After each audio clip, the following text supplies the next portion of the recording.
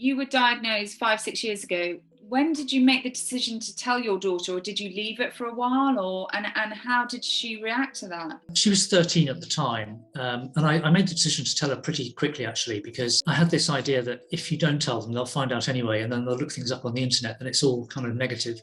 And I've heard stories of other people who've done that. They've tried to hide it from their teenage children, and it just ends badly. It ends up being misinformed. So I told her straight away. And what was interesting is she didn't really react to it much at the time, but I think subconsciously she processed it.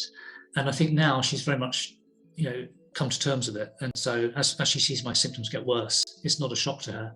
And I've sort of mentally prepared her for it. So I think absolutely tell your children as soon as possible, regardless of the age, I would say. Yeah, I would agree with that. The difficulty I had is that they had a grandmother who died as a result of the symptoms, that not directly of Parkinson's, but of the lungs and stuff. And so they had seen someone with severe Parkinson's. So I just was very open to say, that is way, if it even happens at all, that's way over there. And, I've got a long and happy life ahead of me. And I think it comes down to ages in children. They'll just react. So the teenagers, generally speaking, teenagers are quite selfish in a way. They're more concerned about what they're doing and their friends. So, it is a concern, but I don't think it's huge. But like you said, I don't think they reacted at the time. I think they digested it. Whereas my 10-year-old has reacted very funny and just jokes about it the whole time, which is lovely because it just brings humor into it. Luckily, we're in a generation where we can be open, whereas my mother didn't tell us until 10 years after her diagnosis.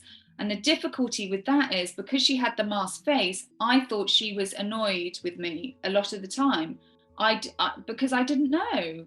So I was just like, why does she look so angry the whole time? She's not smiling. She was just trying to protect me. I get it, but it would have helped a lot, I think.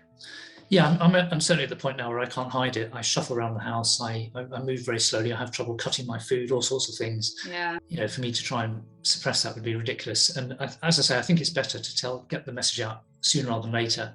And then the symptoms unfold gradually over time, and you've got time to process it. I've just taken out a power of attorney and given that to my wife and my daughter, actually, because she turned 18 recently, and she, at some point, she has to be a grown-up and say, I've got financial responsibility or responsibility to make decisions over dad when he gets, much worse. And I think it's an important part of growing up to be able to deal with those types of things. Yeah, that is important. And I'd add on from that. I think the example that you're setting your daughter, you're teaching her that when negative things or, things come into your life that aren't necessarily what you've planned, you can overcome them, and for the better. Well, I think this video series has been a really positive thing.